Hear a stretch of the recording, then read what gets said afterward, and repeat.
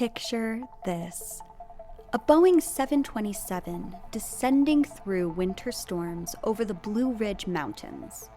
In the cockpit, 3 experienced pilots carefully monitor their instruments as they prepare to land at Washington Dulles Airport. They've just been cleared for their approach by air traffic control. Standard procedure. Routine language that they've heard thousands of times. But in the valleys below, invisible mountains wait in the fog and snow.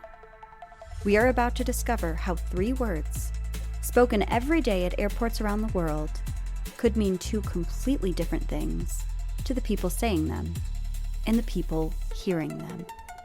So stow your tray tables, fasten your seatbelts, and prepare for extreme turbulence, because this is Final Boarding Call. Hello and welcome to Final Boarding Call. I am Alice, your disaster-obsessed host. And I'm Zach, less obsessed with the disaster. But I'm here for a good time, not a long time. Yikes. Before we dive in, quick reminder to the listeners, please rate. Your ratings matter to us. If you don't like something, though, just let us know. You don't need to, rate us super poorly. You can just tell us, we'll work on it. And then the big other thing is subscribing. Benji's here. Wap wap. Doing his tippy tappies. He loves the podcast. And Zach, happy Thanksgiving. This is our special Thanksgiving episode. It feels special already. And this episode is extra timely because it happens the Sunday after Thanksgiving. Oh, as we tend to do. Oh, hi. Okay, sources.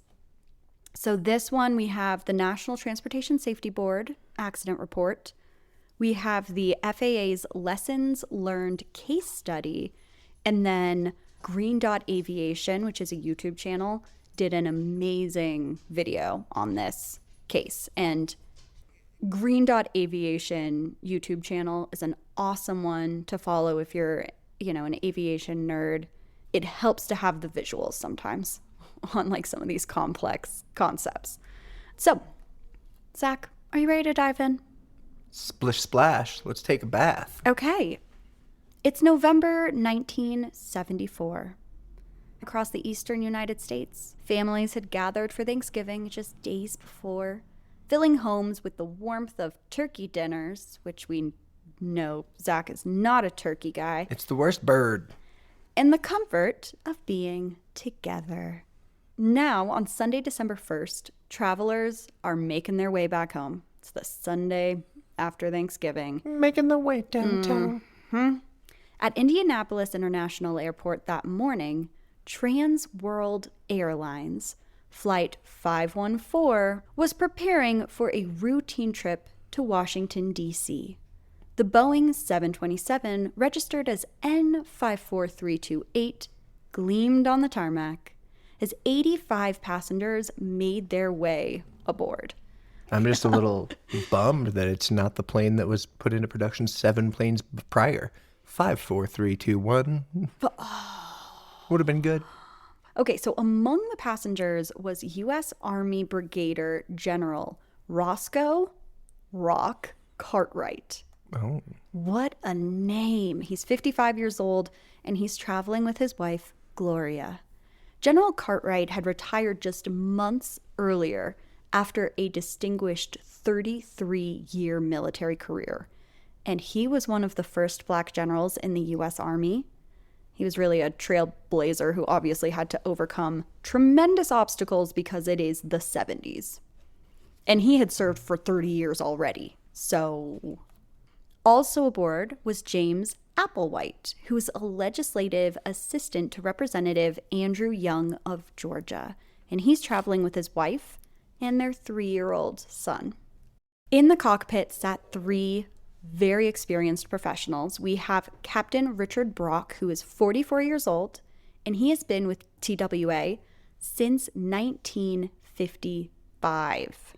All right, that's so plenty that's of time. About 20 years. And he had worked his way up from flight engineer to first officer to captain, accumulating about 6,900 flight hours along the way, with almost 2,900 hours. He's at 2,899 hours, specifically on the Boeing 727.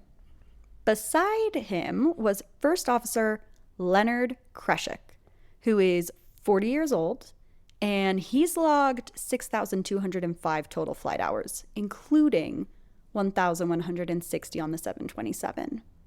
And behind them, because it's the 70s, got engineer. We've got a flight engineer. And our flight engineer on this flight is Thomas Safranek. And he's 31. He's the youngest of the three. And he has 2,798 hours of flying time. These are not rookies. These are seasoned guys. They know this route and they know this plane. So rounding out the crew, we have 4 flight attendants. So sometimes I'm not given a ton of research information on the flight attendants, but I've got it on this one. So we have Denise Stander, and she is 22. We have Jan Van Fossen. What a name. Also 22. Elizabeth Martin, who's 23, and Joan Heedy, who is also 23. Yeah, they're young. They're young, and they're all really just beginning their careers with TWA. This is Pan Am. They are experiencing their lives. The Boeing 727 itself was relatively new. It was only 4 years old. It was manufactured in March of 1970, and it had logged right around 12,000 hours of flight time, which is not very much. No, not in the grand scheme of how many hours they fly. It was powered by 3 Pratt & Whitney JT8D engines. The 727 is a workhorse of American aviation in this era. It is reliable. It's a mid-sized jet. It can operate from shorter runways, which is a huge perk because they're smaller and lighter. And it can handle a variety of routes. It was TWA's backbone for domestic service. They had a massive number of these in their fleet. At 8:53 a.m., Flight 514 pushed back from the gate and it took off from Indianapolis bound for Columbus, Ohio, which is the first stop on its journey to Washington. The takeoff was routine, weather clear. Passengers settled in. Some are reading newspapers, others are sleeping. Whatever you do on a flight in 1970s. Chain smoke. Chain smoke. Flight attendants moving through the cabin with coffee and juice. The 40-minute hop from Indianapolis to Ohio was very uneventful. The plane touched down at Port Columbus International Airport at 9:32 a.m., where it took on more passengers before departing again at 10:24 a.m. for the final leg to Washington National Airport, which we now refer to as Reagan National. But 12 minutes into that final leg at 10:36 a.m., the crew received unexpected news from Cleveland Air Route Traffic Control Center. Washington National is not accepting arrivals due to high crosswinds. Flights are either holding or diverting to Dulles. So, Washington National Airport, which is located right on the Potomac River in downtown D.C., has runways that run primarily north-south. That morning, fierce easterly winds were blowing at around 28 knots, which is 32 miles per hour. And the gusts have been recorded at 49 knots or 56 miles per hour. So when winds blow perpendicular to a runway like that, they create what is called a crosswind, and they make landing extremely difficult and dangerous because you have to try and kind of line the plane up over from where the runway is because the wind is going to push you towards it. So it's very, very difficult to execute a landing when there are really strong crosswinds. So they are saying it's probably safer for you to skip out on this airport, especially since this is not a massive plane either. Yeah, the wind is amplified by the light weight of the plane. Dulles International Airport, which is located about 26 miles to the west in the Virginia suburbs, was better positioned for the wind conditions. its runway 12 pointed southeast, meaning the strong easterly winds would blow more along the runway rather than across it. Captain Brock contacted TWA's dispatcher in New York to discuss the diversion. The dispatcher agreed. They'd proceed to Dulles instead. And at 10:42 a.m., Cleveland Air Route Traffic Control cleared Flight 514 to Dulles via the Front Royal VOR. Okay, so what does that mean? It stands for VHF Omnidirectional Range, and this is a type of radio navigation beacon that pilots use to navigate. So think of it like a lighthouse that broadcasts radio signals in all directions. Pilots can literally tune into the VOR frequency and follow a specific radial, which is a direction, to or from the beacon. So it's kind of like following invisible highways in the sky. You're just popping on the I-25, the VOR. For the next several minutes, Flight 514 began a series of step-down descents. So they are at 29,000 feet right now. They gradually drop to 23,000 feet. Then they descend all the way to 8,000 as they get closer to Dulles. The crew in the cockpit discussed their approach. They reviewed the charts that showed how they would navigate to the airport. Captain Brock handed control of the aircraft over to First Officer Kreshik, which is a standard procedure to give the more experienced captain a chance to manage the bigger picture. He's a strategy guy.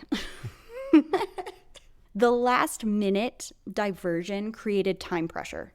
So on short flights like this, pilots often have their approach charts ready before they even take off. But because we've had a change of plans, they're like, bullshit. So they have to prepare for an approach to the much less familiar Dulles Airport. Outside, however, conditions were deteriorating. The weather system that had been creating the dangerous crosswinds in the first place was now dumping snow across the region. Visibility is dropping. Winds were gusting at 40 miles per hour. The temperature hovered right around freezing. At 10:50 a.m., Washington Air Route Traffic Control gave the crew a shortcut. Hey. Love a good shortcut. That's kind of a weird concept to think about, though, when a like, plane's hey, actually, in the air. don't go this way. Oh, I know. They're like, and just cut right across. So they cleared Flight 514 to turn left onto a heading of 090 degrees. And they're actually going to intercept a direct path to the Armel radio beacon. So instead of going, I guess, all the way around town, they're just going to hook a Louis and get right to where they're going. Gonna get there. They're going to get there. This was helpful given the diversion, but it created a new problem. The aircraft was no longer following the standard routing that was shown on their approach charts. So it was like a secret shortcut, I guess. They'd effectively gone off the published path, which meant that they'd have to rely more heavily on the controller's verbal instructions. Especially with low visibility. 100%, yes. At 11:01 a.m., with Flight 514 still about 44 nautical miles, which is 50, normal miles, from Dulles, the Washington Air Route Traffic Control Center cleared them down to 7,000 feet. So they were at 8, now they're cleared to 7. And the air traffic controllers told them to contact Dulles approach control. Here you go, we're passing you off, you're getting really close. The crew acknowledged, and they switched radio frequencies. At 11:04 a.m., First Officer Kreshik reported to the Dulles controller, Dulles approach, TWA 514, is out of 10 for 7,000. The controller, whose name was Merle Dameron, replied with what would become 3 of the most analyzed words in aviation history. You Clear ready? for approach. TWA 514 You're cleared for a VOR DME approach to runway 12. Cleared for approach. In the cockpit, Captain Brock heard these words and immediately made a decision. He turned to his crew and said, 1800 is the bottom. That means they are going to descend to 1800 feet. Which is the we're ready to land altitude. The altitude shown on their approach chart for the final approach fix, a navigation point located 6 nautical miles from the airport. So as a reminder, we're 44 nautical miles from the airport. They are now descending to an altitude that's appropriate when you are 6. Flight 514 was going down a little bit preemptively. Between their current position and that final approach lay the Blue Ridge Mountains. A mountain is typically tall enough. Yeah. Yes, that is why on the chart it shows that you shouldn't go down to 1800 feet until you're 6 nautical miles. Because there's mountains there. And those peaks rise above 1700 feet. Oh, well, good news. They're at 1800. Yes, great news, Zach. Neither the pilots nor the controller realized that they just committed to a fatal misunderstanding. To understand what went wrong, we need to talk about how instrument approaches work, and more importantly, how pilots and controllers communicate about them in 1974, because it was different. When weather is bad and pilots can't see the runway, can't see anything else, they follow published instrument approach procedures, which is essentially a step-by-step instruction that guide them safely to the airport. These procedures are laid out on approach charts, which are like fancy pants maps that show altitudes and headings and navigation points and all that jazz that pilots must understand and then follow. This is why I could never be a pilot, honestly, because I cannot read a map to save my life. I'd immediately be like, I don't even know where we are. At least while driving, you can look for landmarks. While you're flying, you're just like, oh shit. It's blue up here. The VOR DME approach to runway 12 at Dulles had several very important things noted. And these things are altitude notes. So at certain points along the route, pilots were required to stay at or above specific altitudes to clear terrain and obstacles. The chart showed 3,400 feet as the minimum safety altitude going into here. And they're not there. They're at 1800. Yes.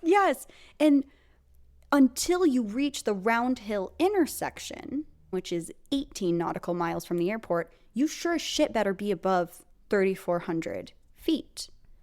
Only after Round Hill could pilots descend to 1,800 feet. Here's where things get complicated. In 1974, there were 2 completely different ways that controllers could handle aircraft during approaches. The pilots didn't always know which method was being used. Communication, guys. Method 1 was radar vectoring. This is where the controller actively guides the aircraft using radar, giving specific headings and altitudes and like holding somebody's hand through the process. So under radar vectoring, the controller is responsible for terrain clearance. They will not clear you to an altitude that would put you into a mountain. Method 2 is own navigation. This is where the controller clears you, the pilot, for the approach and expects you to follow the published procedure on your own. So you are responsible for using your charts. You are responsible for using your navigation instruments. And under your own navigation, the pilot is responsible for terrain clearance. You're expected to follow the minimum altitudes that are shown in your handy-dandy chart. Here's the problem. Controllers had complete direction about whether they provided radar guidance during approaches. It wasn't automatic. it was not required. They could choose to monitor you or not. And there was no standard way to tell pilots which method they were using. Because it should be so complicated to say, own approach. Both pilots and controllers used the exact same phrase, cleared for approach, to mean completely different things. Making matters worse, controllers often used their own set of altitude minimums that were like their own thing. I prefer 4,000 feet right here. And sometimes these were lower than what appeared on the pilot's approach charts. Over time, pilots had become accustomed to controllers clearing them below the published minimums. This eroded pilots' reliance on their own approach plates for terrain avoidance. Less than ideal. 100%. They had learned through experience that when controllers cleared them for approach, the controller's altitude took precedent over what was printed on their charts. So when Captain Brock heard TWA 514, you're cleared for a VOR DME approach to runway 12, he interpreted this to mean that they were under radar vectoring. He believed the controller was watching their altitude on the radar and would have told them if there was any sort of restrictions. Since the controller didn't mention anything, Brock assumed, from his perspective, that he could descend directly to 1,800 feet, the final approach altitude. This wasn't just Brock's personal interpretation. His assumption was based on years of experience and actual FAA guidance.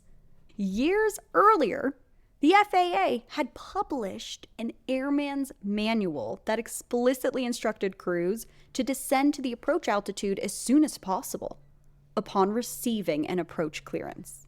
Oh, interesting. According to that document, once cleared for approach, pilots were permitted to descend. And in this case, that would be 1,800 feet. And they did it. But here's the devastating part. The FAA had actually quietly removed that guidance a few years before this flight, but they hadn't told anyone. Why would they? I say they told no one. I'm sure they told someone, but they sure as shit did not adequately notify airlines or pilots.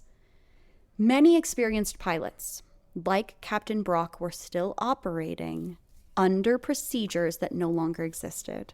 The FAA had created a trap, official guidance that encouraged exactly the behavior that would prove fatal, then removed it without properly communicating to the people whose lives depended on it. But Controller Merle Dameron meant something completely different. From his perspective, he had cleared Flight 514 for approach, which meant that they were now responsible for their own navigation. And to follow the approach chart. He expected them to follow the published minimum altitudes on their chart, meaning that they should be at 3,400 feet until reaching that round hill intersection, which is code for them having gone over the mountains. They cleared the mountains. Merle wasn't providing radar vectoring anymore. In his mind, he had handed navigation responsibility back to the crew. His job now was simply to keep them separated from other traffic. He wasn't even monitoring their altitude relative to terrain. He's just making sure that their little blippy dot doesn't hit other blippy dots. This was the perfect storm of miscommunication, and it had been building throughout the entire aviation industry for years. At 11:06 a.m., as Flight 514 descended through 5,000 feet in moderate turbulence, Captain Brock was reviewing the approach chart when something caught his attention. He said to the crew, according to this dumb sheet, it says 3,400 to Round Hill is our minimum altitude. Flight engineer Safranek asked, "Where do you see that?" Brock pointed it out. "Well, here, Round Hill is 11.5 DME. First Officer Kreshik started to question it. Well, but Captain Brock cut him off. When he clears you, that means you can go to your initial approach altitude. And folks, we know about this entire dialogue because we have the Purple box. The purple box. This is a really critical moment, though, that our investigators would hone in on as they try to figure out what happened here. This is the point where the crew could have questioned their decision, but they chose not to. And flight engineer Safranek wasn't actually so sure. He was kind of having second thoughts. The aircraft was still many miles from the airport. There was no need to descend so soon, and without being on the published approach path shown on their charts, they couldn't really be totally certain on what terrain was around them. He expressed concern, and he actually said that they were, quote, still out here quite a ways. But instead of doing anything about it, Safranek immediately followed up with a comment about needing to adjust the aircraft's air conditioning. Yeah. It's getting a little stuffy in here, guys. He'd undermined his own concern. And the moment ultimately passed. And one of the things that we've discussed in previous episodes that's really important to remember in this case is that in the 50s, 60s, 70s, and even into the 80s, there was a really strict hierarchy of who is in control in that cockpit. You don't question 100%. the pilot. That's it. Yep. And, the flight engineer, he is down that totem pole. So even though his gut was telling him something, ultimately, I'm guessing that he really didn't feel comfortable to raise a fuss.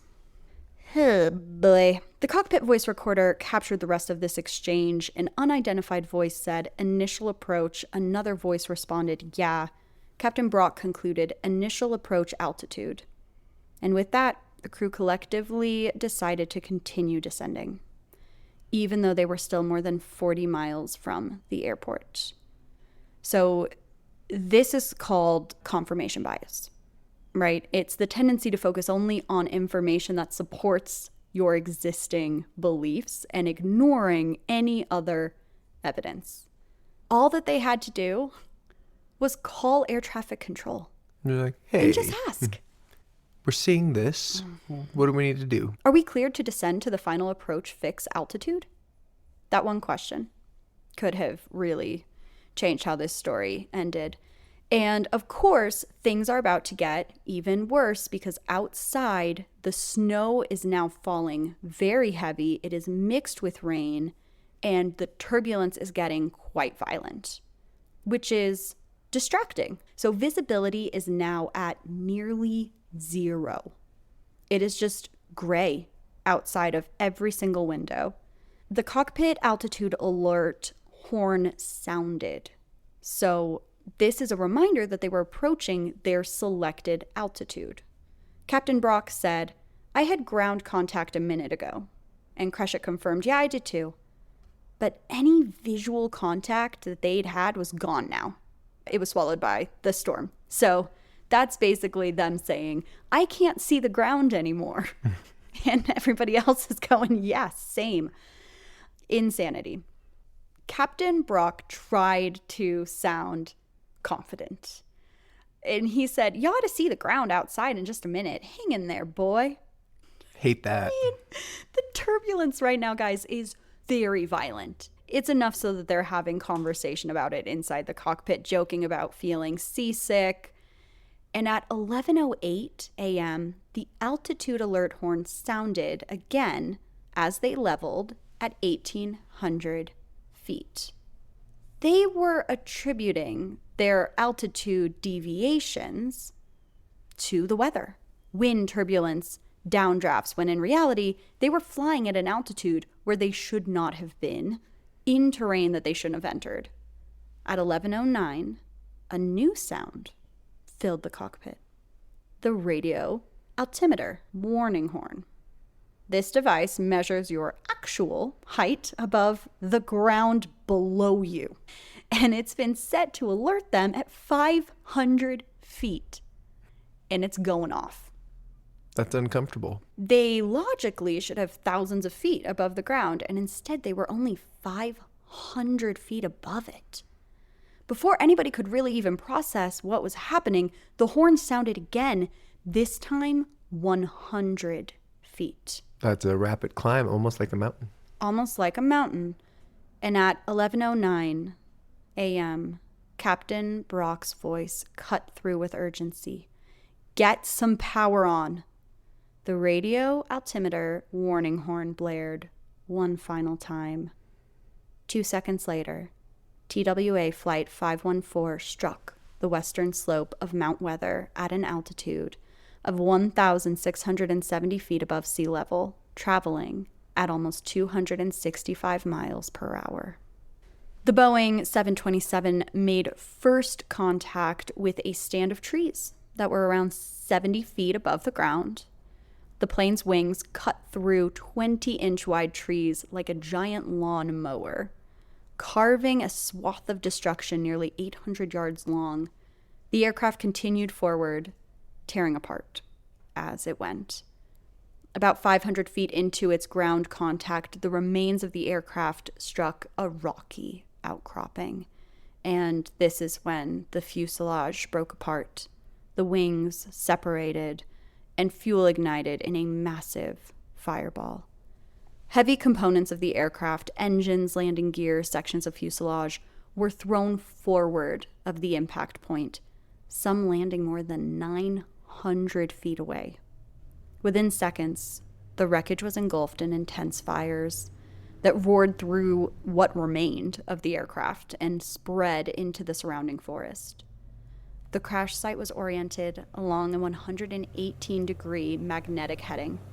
All 92 people aboard, 85 passengers, 7 crew members, perished instantly. The summit of Mount Weather, located in Clark County, Virginia, about 48 miles west-northwest of Washington, D.C., rises over 1,700 feet above sea level. The crash site was just 80 feet below the summit. If the aircraft had been flying 80 feet higher, it would have cleared the mountain. Let's call it 82. Yeah, just to be Tree safe. height, yeah. Okay. When the aircraft failed to make contact with Dulles approach control, controllers immediately suspected something was wrong. Emergency services were notified at 11:10 a.m., and Virginia State Police began searching the area. The weather, however, Made that real hard. Can't see. you can't see. Snow was falling very heavily. Winds were gusting 40 to 50 miles per hour, and visibility was extremely low. However, it's a big-ass plane, and within an hour, 2 state troopers located the crash site. What they found was wild. Wreckage was scattered.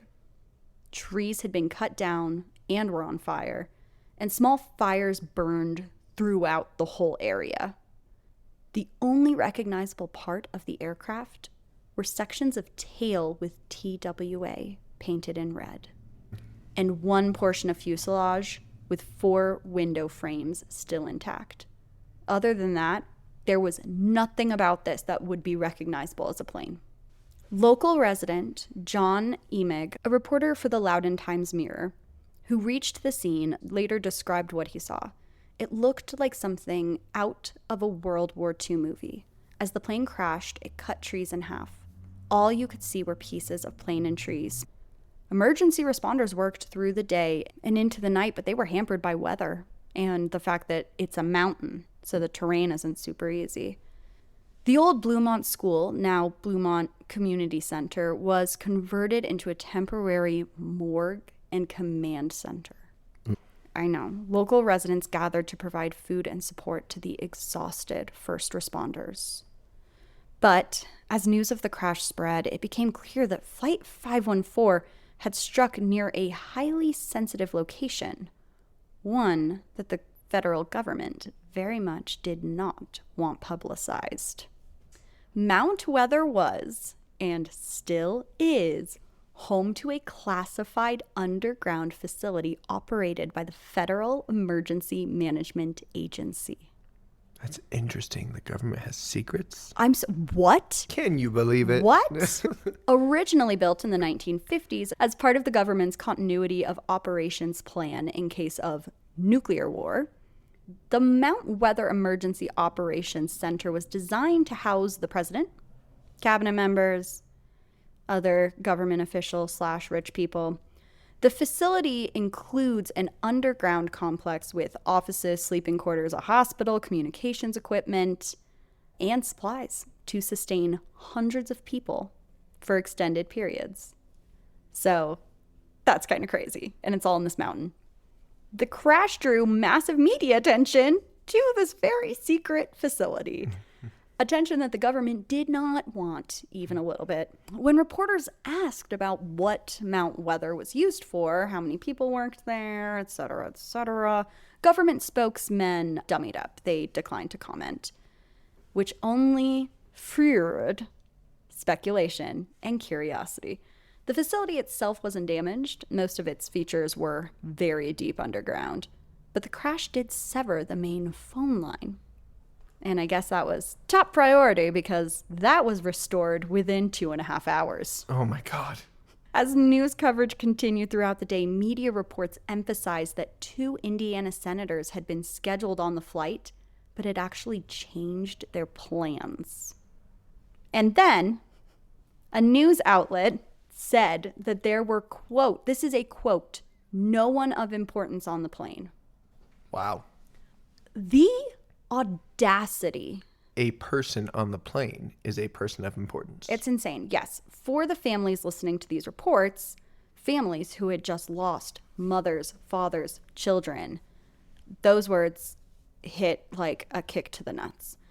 Alice Knox, whose parents died in the crash, later said, I have struggled all these years to try to give them the benefit of the doubt, but that was a devastating phrase. And that is. So shame on whoever wrote that for the news story. And that person lost their job the next day. Everybody on that plane, Zach, as you said, was important to someone. General Cartwright was a pioneering military leader. The Applewhites were a young family with a 3-year-old son. The 4 flight attendants were women who had just taken on this new adventure, this new job. The Knox family lost both parents, leaving their daughter without the mother and father who had raised her. There was no one unimportant on Flight 514. As investigators from the National Transportation Safety Board descended on the crash site, they faced the very grim task of determining what the hell happened, because this crew was very experienced. Just not in this area, turns out. They were flying what up until this point had appeared to be a very functioning aircraft. And they had been in communication with air traffic control.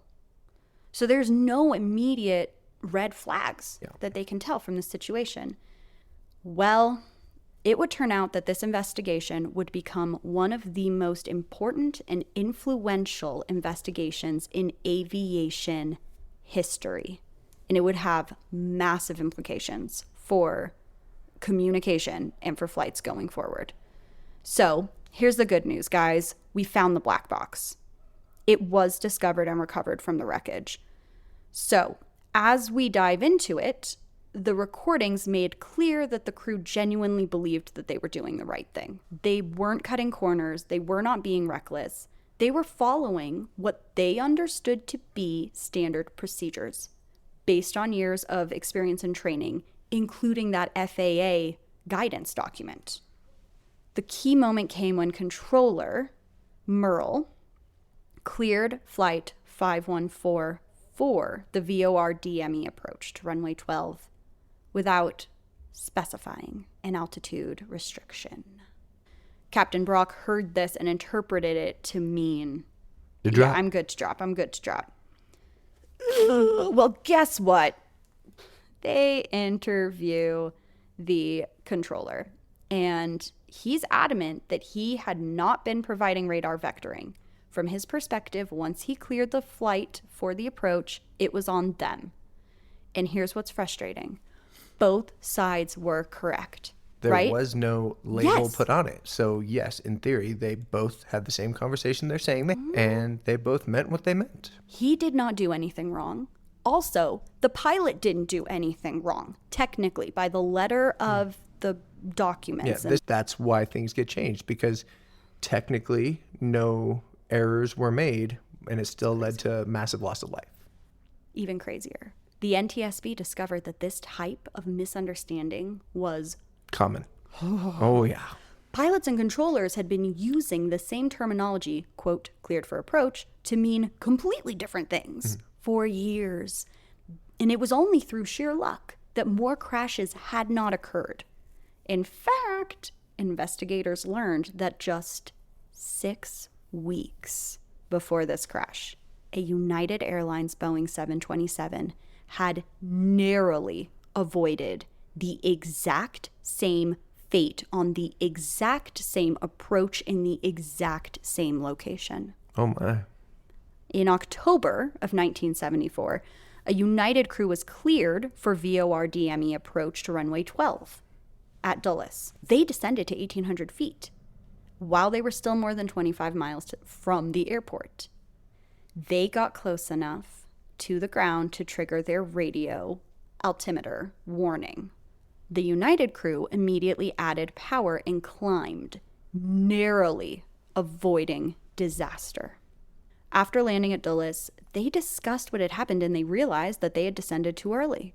The captain actually reported the incident to United Airlines' internal flight safety awareness program, which is a voluntary, anonymous reporting system that the airline had, at this time, recently created. United investigated internally, and they contacted the FAA. They even published an internal notice to all of their pilots so about that everybody this. there would know. But critically, this information never reached any other airline. There was no standard industry-wide system for sharing this kind of information. So the FAA knew about the United incident, but they didn't require changes to procedures or share it with anybody else.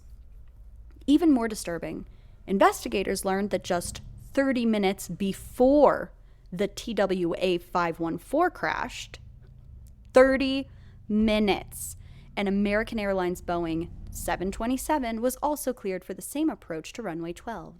That captain, uncertain about what cleared for approach meant, specifically asked the controller a clarifying question.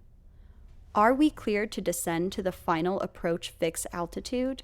The controller replied, "Negative. Maintain your current altitude until further advised." It's just cuckoo bananas. So yeah, I mean, it's 30 minutes. 30 minutes. The NTSB also examined the approach chart that the TWA crew was using, and they found design flaws that contributed to the confusion. The chart had both a plan view, which is looking down from above view, so like an aerial view, and then a profile view, which is you're looking from the side of it. The profile view only showed the last 6 miles of the approach, which is where the 1,800 feet would already be applied. Yes. Yeah. So what it should have shown were a bunch of freaking mountains that you had to fly over. And it didn't at all. Oh boy. When it came time to issue findings, the 5-member NTSB board split 3-2 on assigning primary responsibility. That's a very close ruling. So the majority opinion held that the pilots were responsible for ensuring terrain clearance and following the minimum altitudes on their charts. While they acknowledged that inadequate procedures and confusing communication certainly contributed to this accident, they concluded that Captain Brock should have recognized that 1,800 feet was not a safe altitude 40 miles out from the airport. The minority argued that the primary cause was the controller's failure to provide a minimum altitude restriction.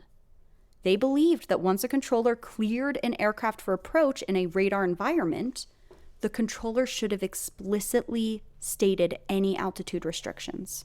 I don't disagree, and I'm sure they do have to now. This happened almost 3 times. Yeah. 2 times they got away with it. And But even more so, 3 planes that have no mechanical issues. They have experienced yes, pilots, experienced yes. crew. The Airline Pilots Association vehemently disagreed with the majority opinion. ALPA argued that the real cause was the FAA's failure to establish clear, unambiguous procedures and terminology. They accused the FAA of mismanagement, and they blamed the crash on systematic failures rather than pilot error. And what's frustrating about this case, Zach, I don't know if you feel the same way, but everybody is a little bit innocent and a little bit to blame for this. Any one of them could have fixed the situation, but they are right that, there's 3 parties involved. If the FAA had done their part, the other 2 wouldn't have had to worry about it. It's really crazy. So, as you can imagine, Zach, the lawsuits, Very large. they flooded into U.S. District Court in Alexandria, Virginia. Dozens of families sued TWA and the FAA. The crash became a test case for Virginia's new wrongful death statute, which allowed juries to award unlimited damages for emotional distress and loss of companionship. TWA accepted responsibility, actually, for the accident. And 1 year after the crash, the Department of Justice brokered a settlement where TWA and the FAA agreed to share damages and settle out of court. Awards varied widely, but most families received settlements in the low 6 figures, which doesn't seem like a lot now, but in 1975, It was money. that was money. It is still way less than probably what they would have been awarded today. Today, it would have been millions and millions probably. But, interestingly, while passenger families received settlements, the families of the crew members faced a different legal standard. So the widows of the pilots were initially denied rewards, though the flight engineer's family received damages. Interesting. I'd be curious to see the logic on that one. And I don't know if that is because TWA accepted responsibility and ultimately the people that are responsible for the plane is The crew. the pilots. And so I do wonder in their minds if there was a loophole basically saying, we can't pay you out for something that is your own fault. Yeah. I'm not saying that I agree with that stance. I just want that on the record. But I'm Just a assuming that may have been part of the legal loophole. However, the real legacy of this incident is operational, right? The crash forced fundamental changes, as it should have. First and most importantly, Zach, the FAA completely overhauled how controllers and pilots communicate during instrument approaches. So controllers are now required to explicitly state altitude restrictions when clearing an aircraft for approach. The standard phraseology became something like, maintain 3,000 until established on a published segment of the approach cleared VOR runway 12 approach. So that has way more information in it than just, you're cleared, you're good. Second, the FAA mandated that all air carrier aircrafts be equipped with a ground proximity warning system, which we know about. That's We when they came with the love. pull up. Whoop, whoop, pull up. God, I want to get that on a hat. That would actually be a really cool merchandise thing for us to get. Whoop, Whoop, whoop, whoop, pull up. Oh my gosh. Yep. So by December 1975, which is only a year after the crash, these systems were mandated. So there are modern versions of this technology, which is now the Terrain Awareness and Warning System, or TAWS. TAWS, T-A-W-S, or TAWS, I guess you could call it TAWS, use GPS and worldwide terrain databases to predictively warn pilots of terrain ahead, not just below. So it's like when you're driving a new age car, isn't it? It just constantly is like screaming at you that you're going to rear end someone, and also you can't change lanes. And Like my truck, it vibrates the seat, and I'm like, vibrates that's violently. weird. Third, the crash led to the creation of the Aviation Safety Reporting System, the good old ASRS, Just kidding. It's the ASRS. And this was created in 1976, and it's actually managed by NASA. Oh. This voluntary, completely confidential reporting system allows pilots, controllers, mechanics, other aviation professionals to report safety concerns without fear of the FAA enforcement action. So this is awesome because it's handled by a separate third party, which is perfect. Unbiased. So this is critical because that crash that almost happened, the near miss, the United Airlines one, where they actually filed a report and then it never got distributed to anybody else. That's why this was created, because that could have saved TWA Flight 514 had it actually been distributed properly. Yep. And the approach charts, right? So we had the aerial view, and then we had that side view that completely didn't even show any mountains on it. It just shows ready to go. Yes.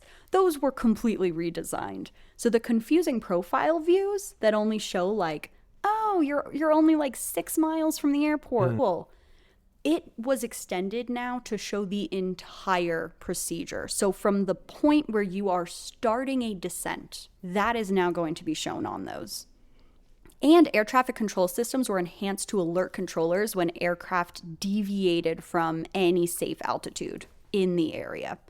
So now the planes are going to alert you. Air traffic control is going to alert you.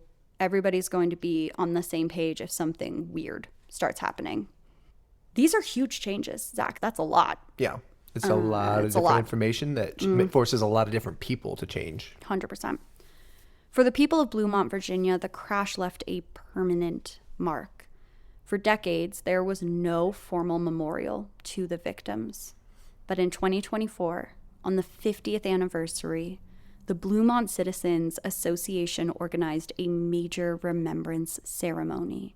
Nearly 300 people gathered at the Bluemont Community Center, the same building that had been served as a temporary morgue 50 years earlier. A granite memorial was unveiled, engraved with the names of all 92 victims. Family members came and shared their stories, and it was a really beautiful memorial to those victims. And today, if you're actually driving along Virginia State Route 601 near Bluemont, you can see the forest that has regrown over the crash site. Small pieces of the aircraft still remain in those trees. Oh, that makes me want to just go for a hike and see if we can find any. Crazy. Except since it's the government hiding things there, you probably can't get that close. So here's actually kind of a cool thing that came from this. So obviously it's horrible because it happened because somebody died. But after his death in the crash, the organization General Roscoe Cartwright had inspired was renamed The Rocks in his honor, with a scholarship fund established in his name.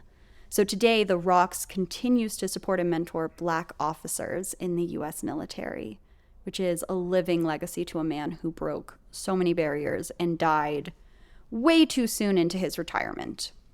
All right. And Zach, that is our story for today. Well, no fun for any of that stuff. Nobody likes to hear about these massive losses, but it's what we share. It is. I mean, that's literally the podcast. So.